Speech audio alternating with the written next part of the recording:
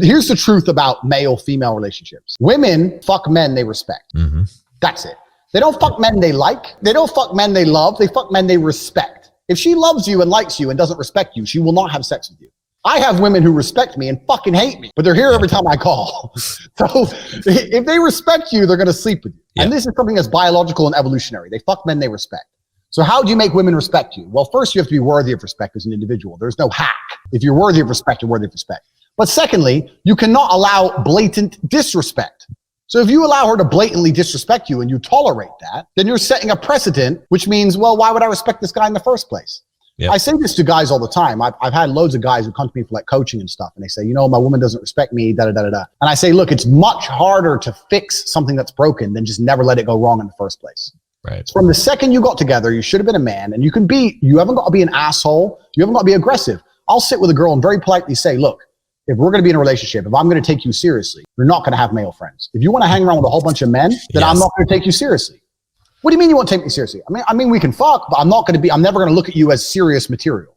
The idea, the decision is on you. If you want to be serious, you're not going to talk to those guys. You want to talk to those guys? I'll fuck you sometimes. You decide. And I lay it on them. Now, if they choose to keep all their male friends, then that means she's chosen these friendships over me, which means sooner or later she was going to cheat anyway. Like, how long until she jumps on a new dick anyway? So why would I even be upset about it?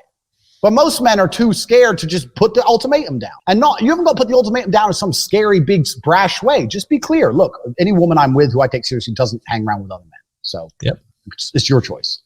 And this is the point. But most men don't say anything. They let it slide and they let it get completely broken. And they come to me and say, well, how do I fix it? It's like, well, you have to make it not let it get broken in the first place. You need to understand your boundaries and expectations as a man, and you have to set them, and you have to make sure she complies and sticks to them. And if she doesn't, you're going to have to find somebody else. Yep. And this is another thing I talk about being a playboy. I have lots of guys come to me and say, oh, Tate, but I don't want to be a playboy like you. I say, look, if you want to be happily married, the best thing you can be first is a playboy. Yeah. The best thing you can do, because you're going to learn a whole bunch about women. You're going to have a whole bunch of choices to choose for a wife. If you're stuck with one option, the one chick you met, she might be a dickhead. Some women are just dickheads. Some women have been fucked too hard, too many times by too many big, scary guys, and they just don't want to listen no more. So, being a playboy is important. But yeah, absolutely. For setting your boundaries and stuff and making sure you're not respected, the key is this as a man, and this is the bottom line. Most men are not prepared to walk away. Yep. And if you're not prepared to walk away, you don't have any weapons. Exactly. If she knows no matter what, you won't leave, then what weapons do you have? Anything you say, shouting, screaming, yelling, going out away for a few days, whatever. She knows you're going to come back. You have no weapons. The second, imagine a girl came to you and she said, no matter what you do, no matter how many times you cheat, no matter what, I will never leave. Right. Think of all the shit you do. I know I do. Yeah. So this is the point. So as a man, if you're never prepared to walk away, you're never going to be respected. Respect and the woman thinking, you know what, he might just leave me, are linked.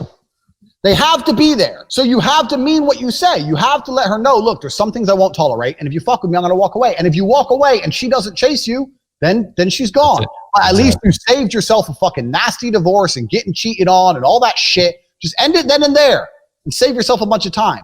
But men are too afraid to pull the plug on it because they get addicted to the pussy and they don't believe they can get any more pussy and they get all messed up. And this is one of the advantages of being a playboy.